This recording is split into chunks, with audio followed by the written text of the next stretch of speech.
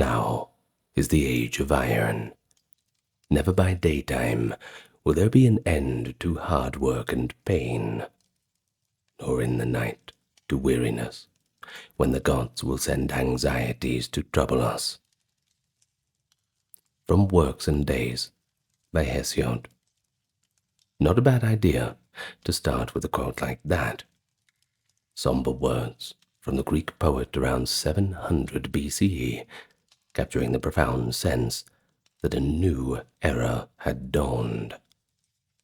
Hesiod lamented living in the Iron Age of toil, looking back at the lost age of bronze. But this was no mere myth. In the centuries around 1200 BCE, societies across the ancient world underwent a momentous technological upheaval. The Bronze Age, an era defined by bronze tools, weapons, and complex trade networks that supplied tin and copper, gave way to the Iron Age, when a metal once deemed mystical and rare became a staple of daily life. This transition from bronze to iron was not a simple change of materials. It was a technological revolution that transformed economies, warfare, and social structures across the known world. The story of iron's rise is one of innovation born from necessity and opportunity. In the late Bronze Age, mighty empires and city-states from Egypt to Mesopotamia thrived on bronze. This alloy of copper and tin had enabled the first mass-produced weapons and tools. But bronze had its limits. Copper, and especially tin deposits, were geographically scattered, making societies dependent on long-distance trade. Around the 12th century, this fragile, globalized system catastrophically faltered. Trade routes collapsed, cities were burned and abandoned, and once powerful kingdoms fell in what historians call the Late Bronze Age collapse. But amid the turmoil, a new technology stepped out of the shadows. Iron ore was abundant in many regions and could be turned into tools and weapons that, with the proper techniques, were as good or even superior to bronze, and not to mention far cheaper. The widespread adoption of iron was nothing less than a paradigm shift. Armies armed with iron swords and spears could field larger numbers than ever before, overwhelming elite chariot forces who had dominated the Bronze Age battlefields. Farmers with iron axes and plowshares could clear and cultivate lands that previously had been untouched wilderness. So how did iron tools and weapons reshape the power and states of empires? In what ways did everyday life improve or get worse? And why did some cultures leap at the new metal while others lagged? That's what we're here to talk about today. Just as Hesiod's weary Iron Age farmer felt the weight of the new epoch, entire societies felt the changes wrought by this metallurgical revolution. And so we begin today to get some understanding on what made iron so revolutionary, and then journey region by region to see how the transition from bronze to iron played out. But not before a quick hello and welcome. You know what you're in for today. Going back to the ancient world. If you like this kind of content, and if you're yet to click that subscribe button, I invite you to do so. This video is completely ad-free, along with everything else on the channel, due to the generous contributions of those supporting on YouTube memberships and Patreon. If you'd like to support the channel, there are links in the pinned comment and description. You'll find where you need to go. And thank you to those who took the time to check out the merch store. Now, with all that being said, let's get nice and relaxed, and we may begin. So to understand why the Iron Age was so transformative, you really have to examine the key differences between bronze and iron as materials, and of course the context of their adoption. You see, bronze is an alloy, typically of about 90% copper and 10% tin, though ratios could vary. It has a relatively low melting point, about 950 degrees Celsius, which means bronze can be easily melted and cast into molds to make tools or weapons. When properly allied and cast, bronze is hard and durable. That makes it ideal for swords, axes, and armor of the ancient world. Bronze had enabled the rise of early cities and empires, but it came with a catch. While copper ores are found in many places, tin is actually quite rare. And so, during the Bronze Age, tin had to be mined in a few remote regions. For example, Cornwall in Britain, parts of Iran and Central Asia, or even the Malay Peninsula. And then, of course, traded over vast distances to bronze-producing centers. All this meant that Bronze Age economies depended on long-distance trade networks for their most crucial ingredient. The late Bronze Age world was an early, globalized economy, with caravans and ships carrying tin ingots to places like Egypt, Mesopotamia, and the Aegean. As long as the trade flowed, bronze workshops could keep busy. But if something interrupted the trade, those economies would be in peril. But in contrast, iron is one of the most common elements on Earth. It's really all over the place. Iron ores, such as hematite or magnetite, are widely distributed and often found much closer to home. Virtually every region had some access to iron ore deposits. However, the technology to smelt and work iron, that's a little bit more demanding. Iron's melting point is over 1500 degrees Celsius, far higher than bronze, as we mentioned, 950. Ancient furnaces could not reach that temperature to fully melt the iron, so early iron smelting had to occur at a lower temperature, around 1200, to produce a bloom of spongy iron metal. This bloom, full of slag impurities, then had to be laboriously hammered or wrought in the technology to expel slag and compact the iron. The result was wrought iron, a tough, fibrous metal. With some luck or skill, early smiths might also produce steel, an iron-carbon alloy, if the iron absorbed carbon from the charcoal fuel. The process was, of course, difficult to master. For centuries, iron was produced only in small quantities and treated as more of a prestige material, at the time even more precious than gold. And indeed, some of the earliest iron objects in Egypt and Mesopotamia were fashioned from meteoric iron that had literally fallen from the sky, such as the famed iron dagger buried with Pharaoh Tutankhamun in 1323 BCE. To ancient eyes, iron was a magical metal from heaven. So why then did iron ultimately displace bronze? Well, there are several key factors that made iron the metal of the future. Unlike tin, iron ore could be found in many locales. It's a supply and demand issue.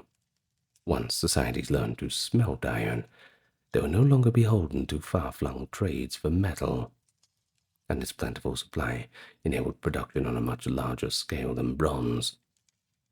An Assyrian text from around 1100 BCE already lists tribute of 60 iron vessels alongside copper utensils, hinting that iron objects were already becoming available in vast quantities.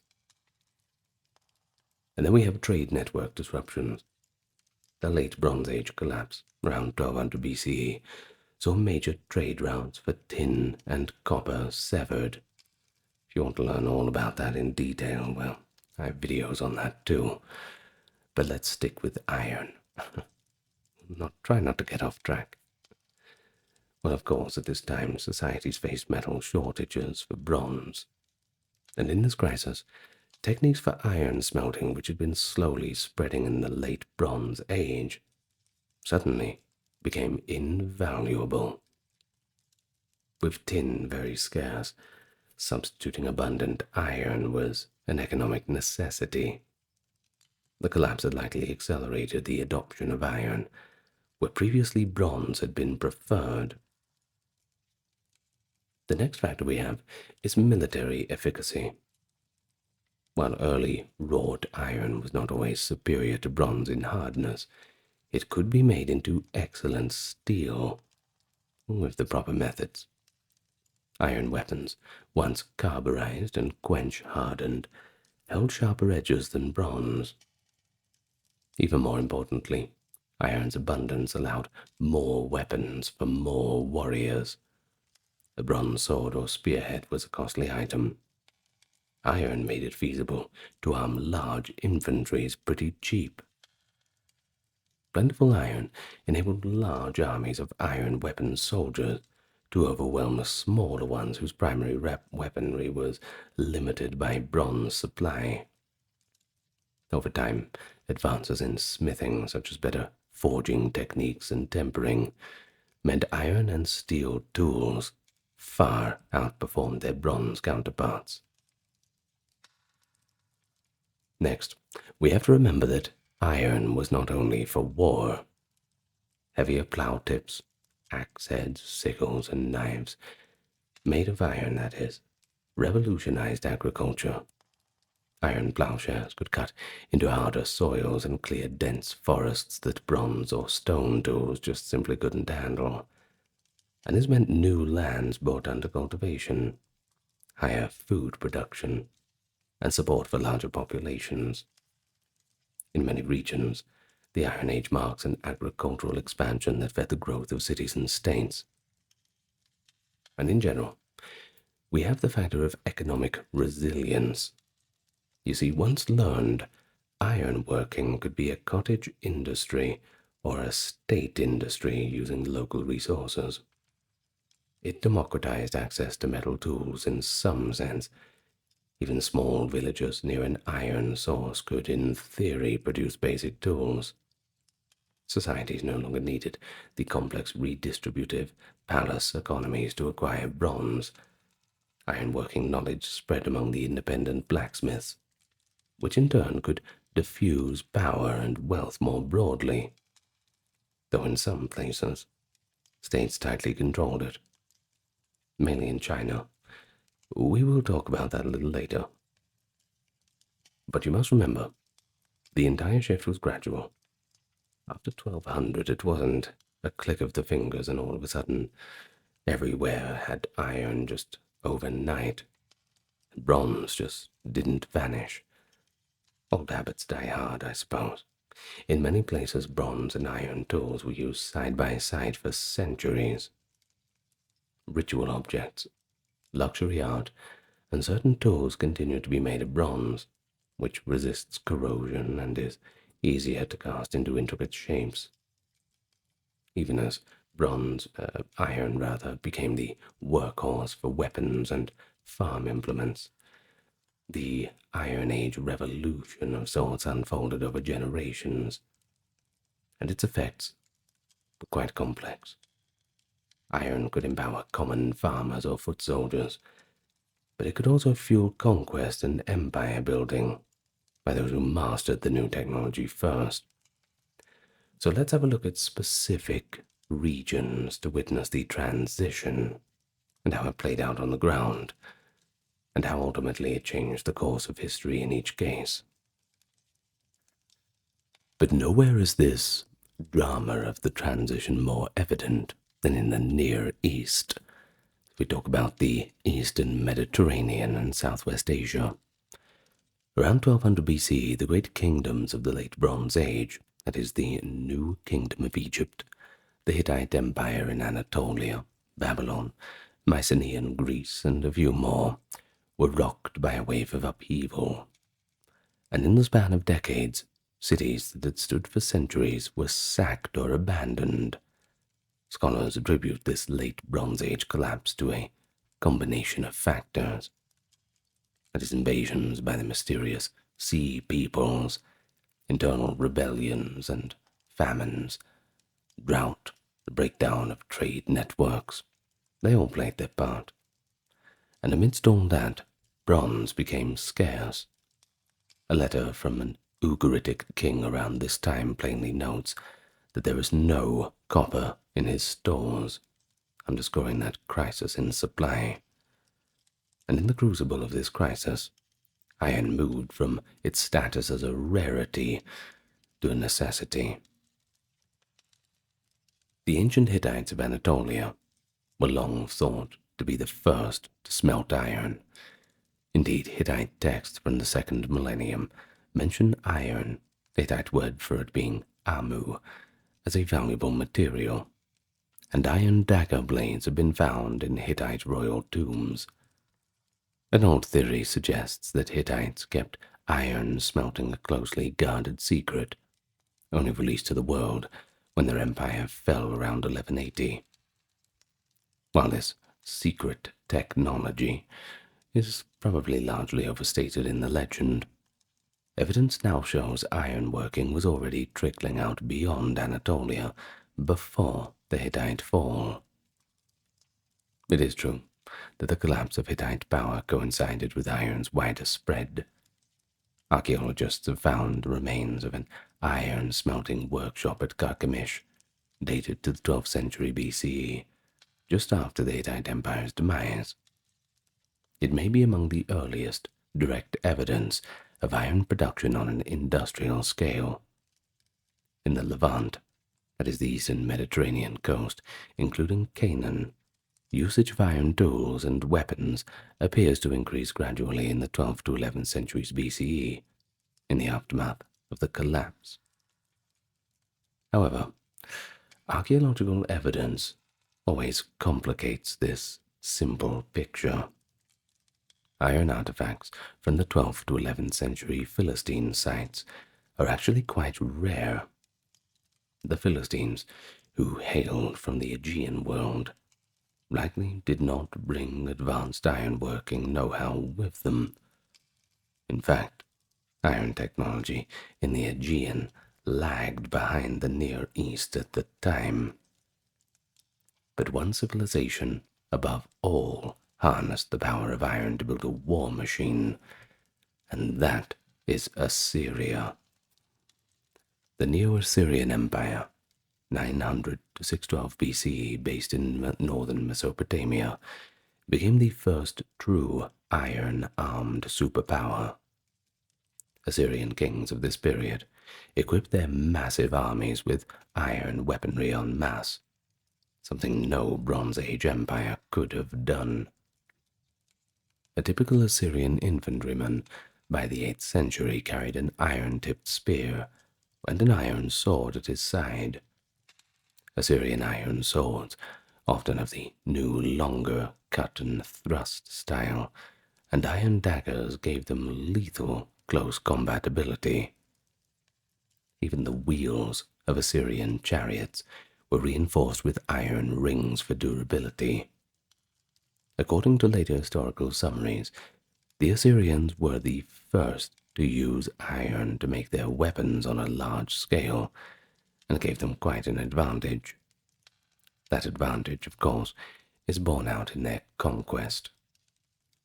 Between 900 and 600 BCE, Assyria conquered all of Mesopotamia, the Levant, and even Egypt, forging the largest empire that the Near East had ever seen. While many factors contributed to Assyrian success, their early adoption of iron weaponry is frequently cited as a key factor. An ancient historian, Leonard Palmer, suggested that Assyria's iron-armed hosts could simply overwhelm the smaller bronze-equipped armies of their neighbors, and indeed, letters from Assyrian kings record receiving tribute of iron from vassals, implying Assyria values strategic control of iron resources. By the 7th century BCE, iron had gone from luxury to strategic commodity. The once mighty bronze chariot forces of the late Bronze Age had been literally cut down by masses of foot soldiers armed with iron blades. The economic and social changes in the Near East were significant as well. The collapse of the Bronze Age trade routes led to a more localized and self-sufficient kind of economy. Ironworking, being locally possible, encouraged regions to develop their own industries. In the hill country of Canaan, for example, small-scale bloomery furnaces might supply a village with farming tools and weapons, whereas in the days of the Bronze Age, that village would have simply had to trade for the materials for bronze. The skills of the blacksmith became essential. The smiths were custodians of what ancients saw as quasi-magical knowledge, how to tame that stone that fell from heaven. Some historians theorize that the wider availability of iron tools democratized agriculture to a degree, since more farmers could afford a sturdy iron plowshare or axe once the local production had got underway. But in practice, early iron remained somewhat costly, and states like Assyria tightly controlled iron production to outfit their armies first. Still, by the Iron Age, even humble farming communities in the Near East had access to metal plows and sickles.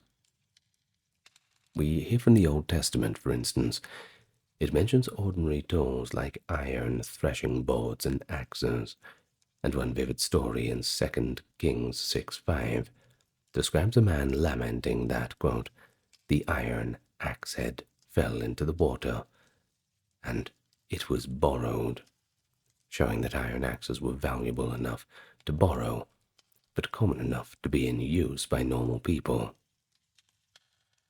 Now let's go to Egypt, that great Bronze Age civilization by the Nile. They also underwent a late adoption of iron. Egyptians of the New Kingdom, 1500 to 1100 BCE, famously had armies of bronze weapons and chariots. They met the Sea Peoples in battle around 1177 BCE with bronze swords and bronze scale armor. Yet by the 7th and 6th centuries, Egypt was fielding iron weapons. In Pharaonic inscriptions of that later period, we find references to iron. The Greek historian Herodotus of the 5th century noted that Egyptians used iron tools in pyramid-building techniques, like cutting stone, for example. But why was there this lag? Well, perhaps it was due to Egypt's relative isolation and its rich copper resources in the Sinai. It didn't really need to rush to iron. But once the Near East at large turned to it, Egypt followed suit. After all, they had to remain competitive. Notably, when the Kushite rulers of Nubia conquered Egypt in the 8th century, they possibly had access to iron, as Nubia would later be an African center of the material. By the time Egypt faced Iron Age armed Assyrians in 701 and 671, they could not afford to be stuck in the Bronze Age any longer. The Iron Age in the Near East saw a mix of continuity and change.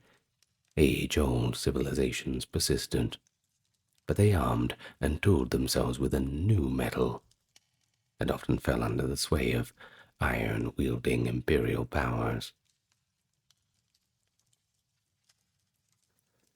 Well, now let us switch our attention to Europe, from the Aegean to the Atlantic. In Europe, the transition to the Iron Age followed a trajectory influenced by the Near Eastern developments, but they had their own timing and flavor. Europe's Bronze Age had been quite vibrant, especially in the Aegean, that's being Greece, and along the Atlantic coast, where the tin trade had flowed. The collapse around 1200 hit the Aegean world pretty hard. The Mycenaean Greek kingdoms fell. Many sites were destroyed or abandoned, and literacy was lost. That Linear B writing, we're still struggling with it. The subsequent Greek Dark Age, that's from 1100 to 800 BCE, is dark archaeologically. But one thing certainly is clear. Ironworking became increasingly common in that period. By around 1050 BC, we find communities in Greece using modest iron tools and weapons. They were likely taught by Cypriot or Anatolian smiths as the technology diffused westward. When Greek society re-emerged into the light of the 8th century, it was firmly an Iron Age culture. Homer's epic poems, though set in the Bronze Age, contain telling references to iron. There is a famous scene in Homer's Iliad, Book 23 to be precise. It depicts the warrior Achilles holding funeral games for his friend Patroclus. As a prize for the winners of a sporting contest, Achilles offers up a lump of raw iron, described as a piece of pig iron, the powerful Aegean used to hurl. Achilles announced that, quote, "The winner of this will have iron enough for 5 years. Even if his farm is far away, he will not need to send for iron in town. This will supply all of his needs." Now this passage is pretty remarkable. It shows by Homer's time, likely the 8th century BCE, that iron was considered a practical and coveted resource, especially for a farmer. Ploughs, axe heads, other tools all being made of that. Achilles mentioned that the farmer would not need to go to town or resupply iron, implies local blacksmithing of iron was indeed commonplace. Yet, in the heroic age the story portrays, such a prize is anachronistic. Homer was blending his Iron Age reality into the tale of an earlier time.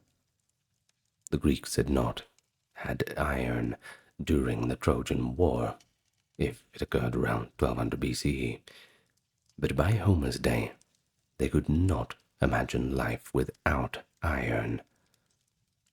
And so across Europe, the Iron Age began differently at different times and in different regions, usually later than that of the Near East. In Italy and Central Europe, we speak of the Hallstatt culture, which thrived from around 800 to 500 as the early Iron Age, followed by the Latin culture, circa 500 to 1 BCE in the later Iron Age, mainly associated with the Celts. Hallstatt archaeological sites in Austria and surrounding areas reveal flourishings of iron sword-making by the 8th century, and interestingly, a continuity of bronze craftsmanship too. You can find beautiful bronze jewelry, vessels, etc., which had continued to be made. Now this suggests a gradual transition. The elite initially saw iron as a complementing, not fully replacing force for bronze, but iron's advantages in warfare, well, they soon became pretty apparent. Celtic tribes in Europe developed their own styles of iron swords, often long, slashing ones. Early Celtic iron swords from the 5th to 4th centuries BC sometimes had a few quality issues. There are accounts that in battle these swords could bend after hitting something, and warriors had to straighten them out underfoot.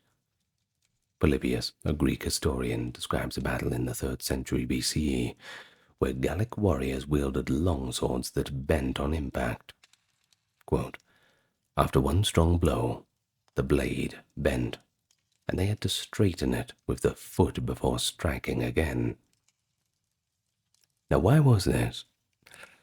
Scientifically, it's likely due to the low carbon iron that wasn't properly hardened. They just hadn't figured it out yet. Now, the Roman legionaries, by contrast, used shorter and sturdier iron gladii, by that time made of superior steel. Despite these early metallurgical kinks, the Celt adoption of iron weaponry made them formidable. Celtic migration spread iron working to the far corners of Europe. By 600 BC, iron swords and tools appear in Gaul, Iberia, Britain, and beyond. But what about economic effects? Well, one effect of the Iron Age in Europe was a significant expansion of agriculture, and with that, population. With iron axes, tribes could clear the dense forests of temperate Europe much more efficiently than before. Only in the Iron Age were there heavily wooden ploughs fitted with iron shares capable of turning the rich soils of northern Europe. Earlier Neolithic and Bronze Age farmers had mostly tilled lighter soils. Thick forested zones were left wild. But now, Iron Age communities had pushed into those forests. Man was beginning to conquer nature, and iron was helping them do it. Archaeologists have noted that around the middle of the first millennium BCE, there is evidence of large-scale forest clearance in many parts of Europe, and it all coincides with Iron Age tools coming into use. The result: more land under cultivation, more food, and population growth. In Britain, for example, the Iron Age saw a landscape dotted with farmsteads and fields, even in areas that were previously marginal. A similar pattern is seen in the valleys of France and the woodlands of Germany and Poland. Iron axes and ploughs made it possible to farm these areas for the first time. A historical summary notes that Bronze Age societies struggled to penetrate dense forests, but Iron Age societies could, and it all led to permanent settlement of previously inhospitable areas. In terms of society and warfare, the Iron Age in Europe saw shifts from the Bronze Age aristocratic model to new forms of organization. In the Bronze Age, metal was costly, so weapons like swords often signified elite status, found in chiefs' graves, etc. Now, in the Iron Age, while high-quality weapons were still prestige items, even common warriors might wield an iron spear. Power began to disperse to broader warrior classes. The old bronze swords gave way to iron swords that were shorter and sturdier like the Roman gladius, or longer and meant for slashing like the Celtic longsword, depending all on the region you were in. Now, the famous Roman legions, which emerged in the final centuries of the Iron Age, were a product of an iron-equipped citizen army. Hundreds of thousands of relatively ordinary people armed with iron weapons, something not conceivable in a bronze economy. The spread of iron also likely shifted trade patterns. Instead of seeking tin and copper, Iron Age Europeans traded other commodities: amber, salt, textiles, and later, of course, iron itself as a trade good. Some regions rich with iron ores, such as Noricum in the Eastern Alps, became famed for steel production. The Roman army especially valued Noric steel for its swords, kind of famous in the ancient world. This indicates a kind of proto-industrial specialization by the late Iron Age, where certain areas mass-produced iron artifacts for export. Culturally, Europe's entry into the Iron Age coincides with the rise of classical civilizations of Greece and Rome.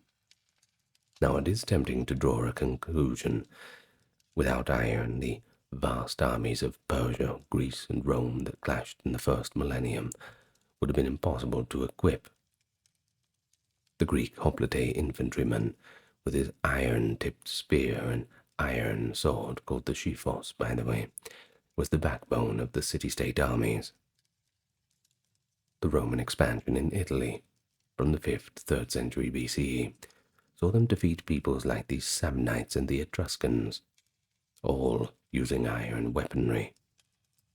By the time Hannibal marched through Roman lands in the late 200s, even something as mundane as horseshoes for his war elephants and horses alike were also made of iron. And that shows how fully integrated iron was into military logistics, as important as food and water.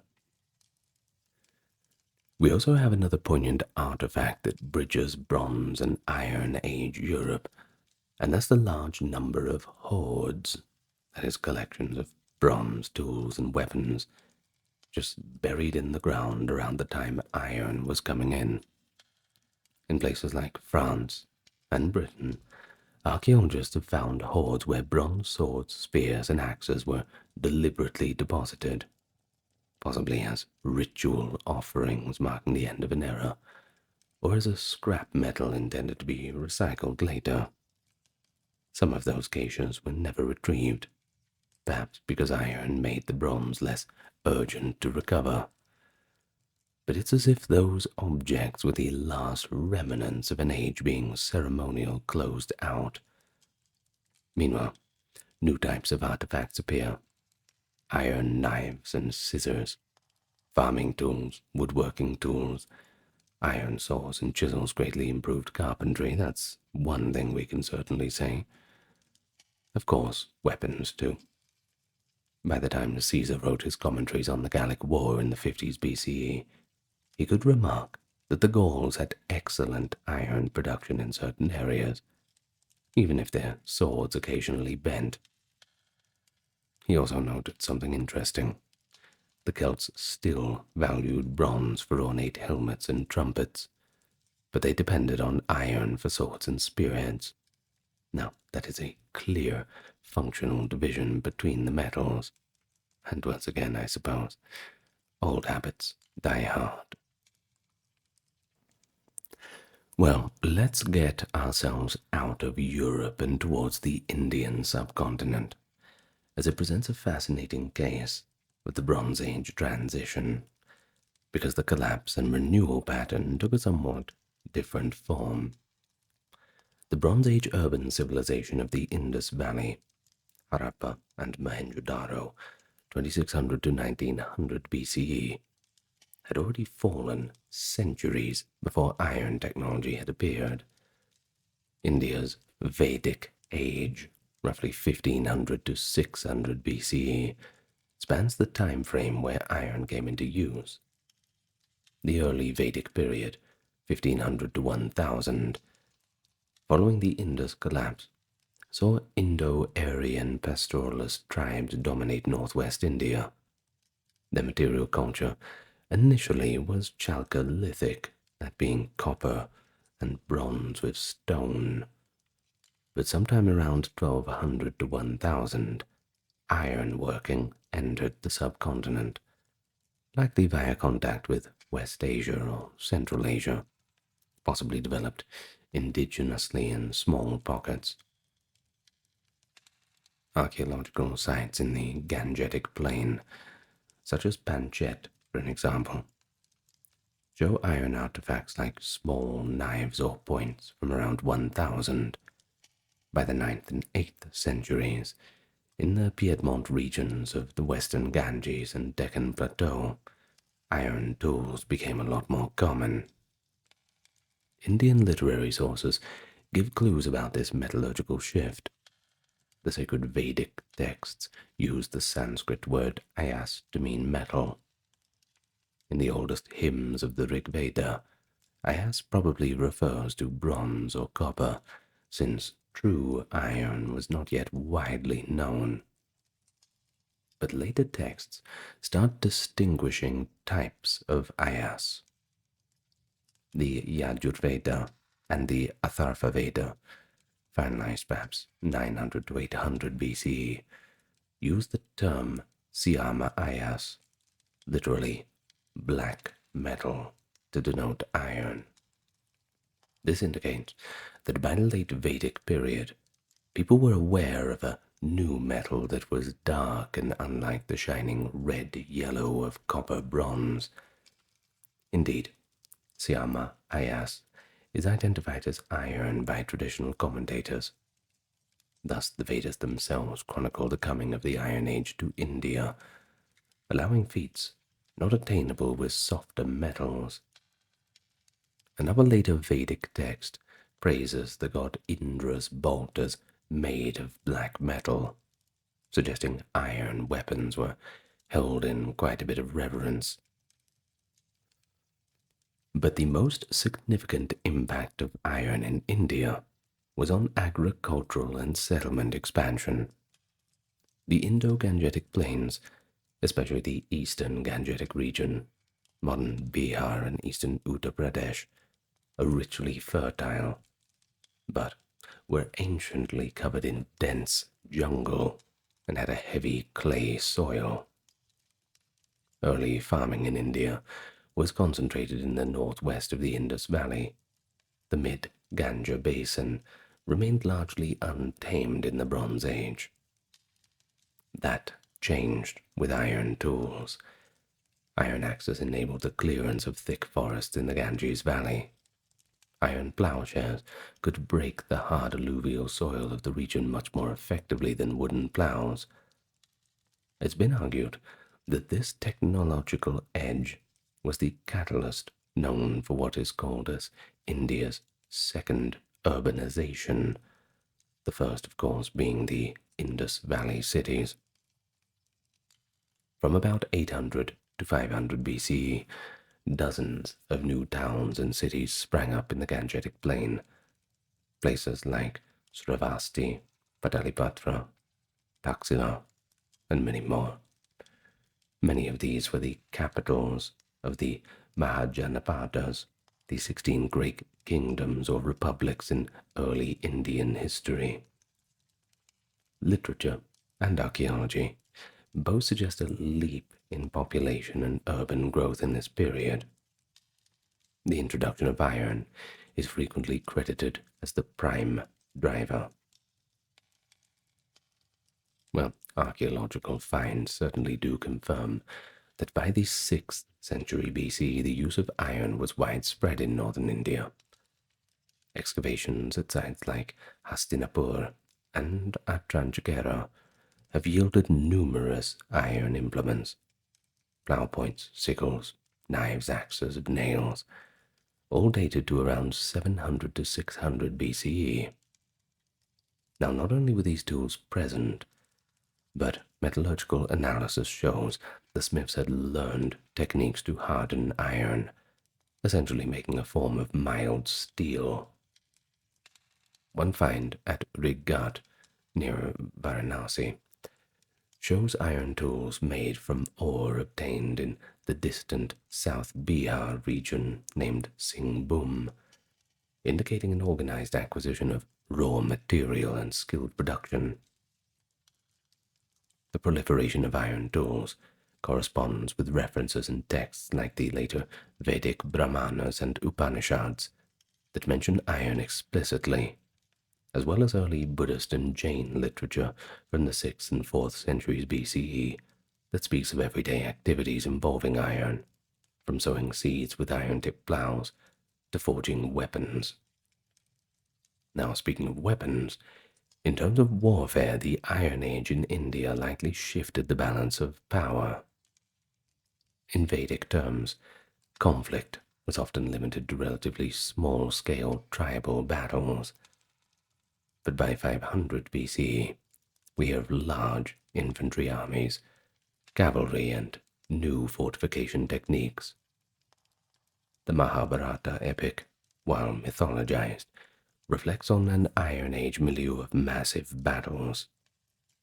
An important political text of the era, the Arthashastra, attributed to Chanakya around 300 BCE, but drawing on earlier knowledge, lists various iron weapons and even describes the operations of mines and metal workshops. Definitely clear evidence by the Mauryan period that India had state-run armories and mines. Socially, the Iron Revolution in India could have contributed to changes in the caste system. The later Vedic period saw society stratify into four varnas, that is, Brahmin, Kshatriya, Vaishya, and Shudra. The rise of a class of skilled iron workers likely fell under the Shudra or artisan class, but their importance to the economy was very significant. Some scholars believe that plentiful iron tools enabled the lower Varna groups to improve agricultural productivity, indirectly empowering them. Others caution that technology alone did not erode the caste hierarchy. Ritual and political factors kept a strict social order. But still, one can surmise that kings who controlled rich iron mines like those in the Magadha territory could equip better armies and thus expand their kingdoms. And indeed, in Magadha, in Bihar, eventually conquered all rivals to found the Mauryan Empire by 321. And it's likely no coincidence that Magadha had access to the iron ores of South Bihar, that is the Raggir and Jharkhand areas, and benefited earliest from early iron farming tools. By the time of Buddha, in the 5th century BCE, northern India was a bustling Iron Age society. We find in the Buddhist scriptures casual mentions of iron. For instance, a wealthy man is described as having coins and iron in his treasury. Tools like razors for monks shaving their heads were made of iron. The physical infrastructure, too, had evolved, using iron clamps and dowels in buildings, iron wheels on carts, etc. And here's one amazing testament to ancient Indian iron craftsmanship, though a few centuries later. That is the famous Iron Pillar of Delhi. It's from the Gupta period, 4th century CE. A 7-meter high solid iron pillar. It weighs over 6 tons, and it stood for over 1,600 years without any significant rust. Now that attests to the high skill in iron metallurgy achieved in ancient India. While, of course, later than our main Iron Age focus, and you'll have to forgive me for going a little bit beyond the goalposts, I think it's important to mention, as it's the kind of culmination of the subcontinent's long experience with iron, from the humble axes that cleared the Gangetic forests to the engineering marvel of an iron column that defies time. Well, we may as well go further east, shall we? We can't talk about this kind of topic without mentioning Shang China. You see, China's path from bronze to iron was rather distinct in timing and technique.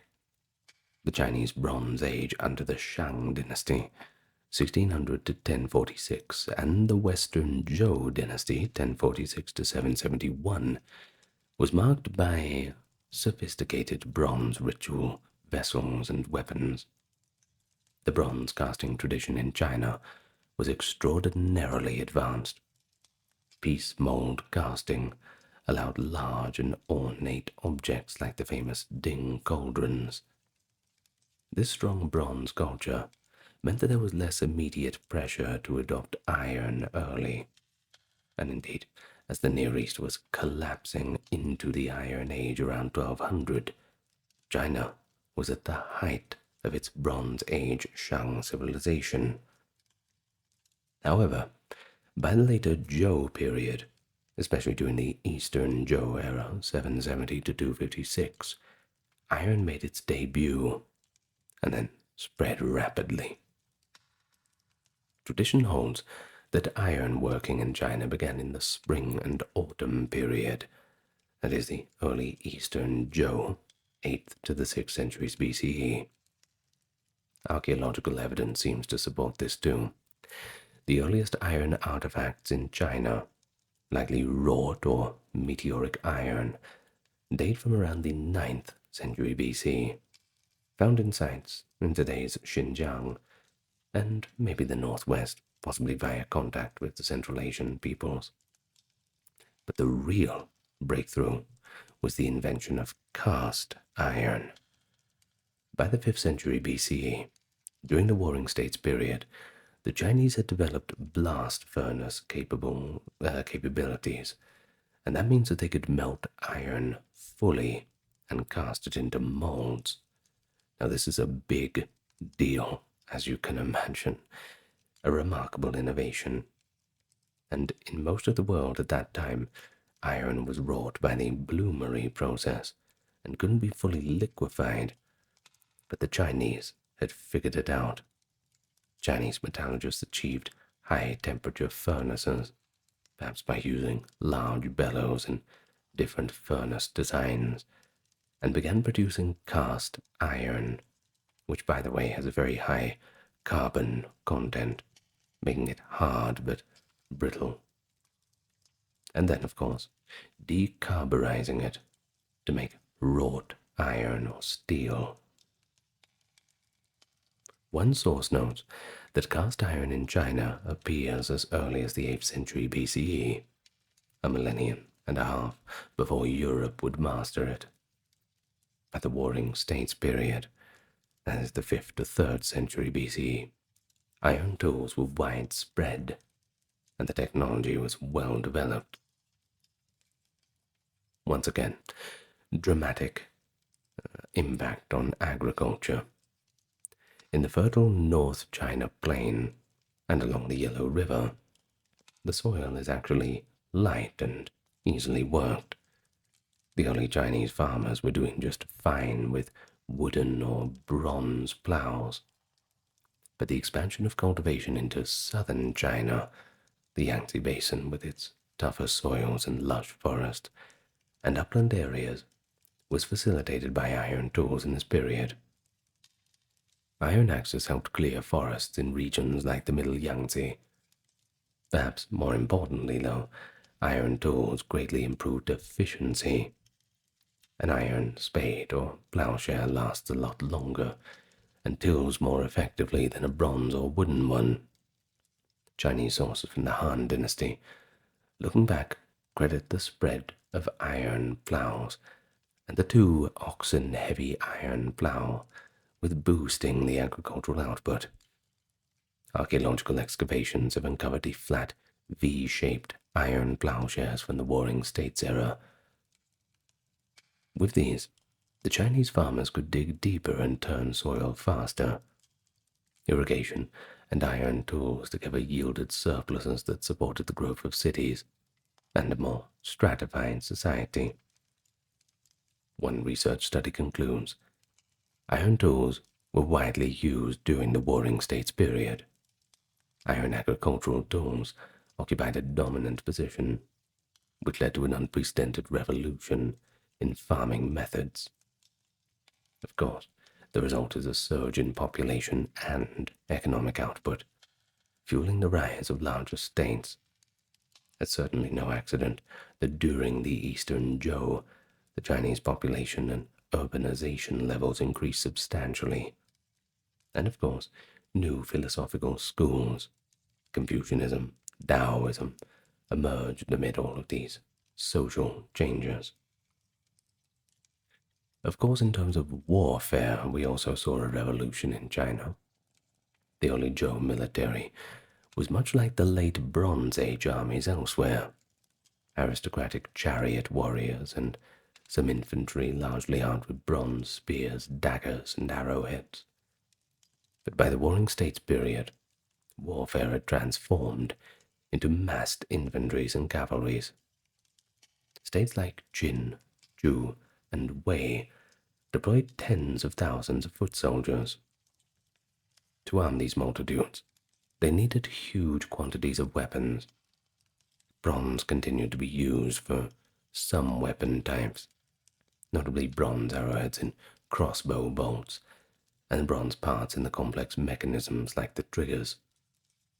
But iron swords and spears, they seem to have become quite standard. One advantage the Chinese discovered was that by casting iron, they could easily mass-produce certain items. For example, using standardized molds, a state arsenal could cast hundreds of iron spearheads and axe heads in a single operation, something not easily done by forging each piece individually. Records indicate that the state of Qin had massive workshops and imposed standards, a precursor of assembly line production. In fact, there is one historical record that tells us that the capital of the Qi state, Linzi, became a thriving iron industry hub, and is described as a bustling city with 70,000 households. That's not people, households. Of course, this would include many smiths as well. The economic interplay is pretty evident. Cities grew around iron production, and those cities then demanded more iron tools and weapons. It's a positive feedback loop. The work never ends. But of course, high-quality steel weapons gave Chinese armies quite an edge. The state of Qin, in particular, was famed for its swords. Excavations of the terracotta army in Xi'an have revealed long swords and lances. Interestingly, the terracotta army weapons are mostly bronze, but with a very high tin content, and that makes them exceptionally hard, showing that in some cases, bronze technology co-evolved to remain competitive. But historical texts claim that by Qin's unification wars, the 4th and 3rd centuries BCE, iron and steel swords were also well and truly in use. Some legendary swordsmiths, like Ganjiang and Moye in the southern state of Yue, 6th century BCE, are said to have forged steel swords of great renown, indicating the knowledge of quench hardening and high carbon steel. The cumulative effect was that by the time the first emperor Qin Shi Huang united China in 221 BCE, iron was deeply embedded in military power.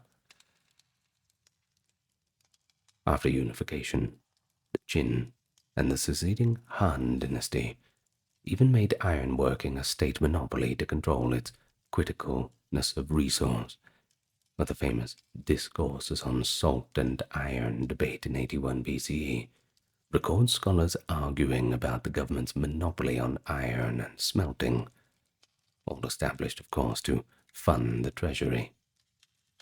Of course, that shows how vital iron had become.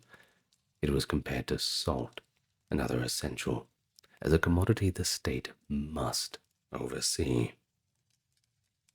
Chinese innovation with iron did not stop at weapons and tools, however. During the Han dynasty, 202 BC to 220 CE, there are records of iron being used for building projects, such as iron chains in suspension bridges, iron components in wheelbarrows, the wheelbarrow itself a Han invention, used an iron axle, by the way, and even the first iron stirrup for horse riding appears by late Han or shortly thereafter. The advances in casting also allowed the Chinese to experiment with new alloys and processes. For instance, the Chinese learned to decarburize cast iron, essentially making steel or malleable iron by removing carbon from cast iron through prolonged heating and forging. This meant that they had a flexibility in production. They cast many pieces quickly, then forge or temper some into tougher steel as needed. By Eastern Han times, The government foundries were issuing standard molds and patterns to regional foundries to ensure uniform production of iron tools. This standardization is perhaps an early example of quality control in manufacturing. Definitely very ahead of their time, weren't they?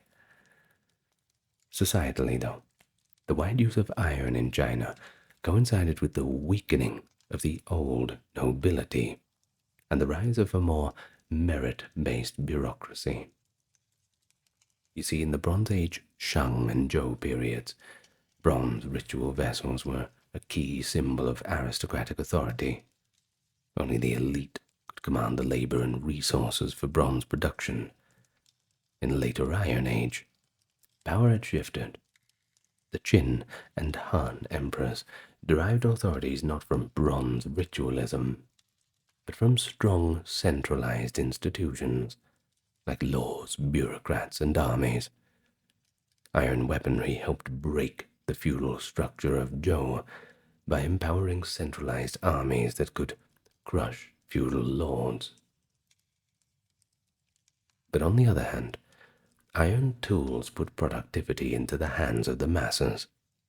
A farmer could own a sturdy iron plough and share in the new agrarian prosperity. We also see cultural shifts. The philosophical outlook of legalism during the warring states, for example, emphasized farming and warfare as the two pillars of the state, precisely the two realms most boosted by iron technology. One could perhaps argue that iron enabled the large, centrally administered China that became, you see, without a robust iron economy, feeding and equipping the unified Han state would have been perhaps not impossible, but certainly far more difficult. A Chinese scholar could have echoed what a Western Han document implies. The prosperity of cities and the strength of the empire were built on the back of iron. And there you have it, all across the Bronze Age world, now becoming the Iron Age world. The shift from bronze to iron, well, it was certainly a turning point. It enabled the rise of large, durable polities and facilitated cultural fluorescence by boosting economies. Yet it also brought more arduous labor, as poor old Hesiod bitterly noted in the introduction, and more intense warfare. I suppose that's never a good thing. But it was truly a revolution in every sense, technological, economic, and social. You can't deny that.